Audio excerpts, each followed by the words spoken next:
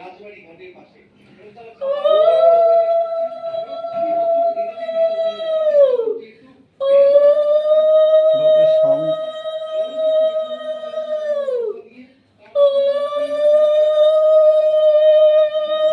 শঙ্খটা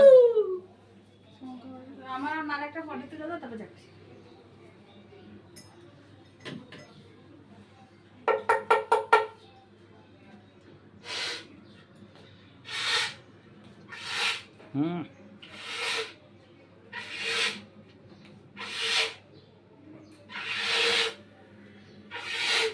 বাবাকে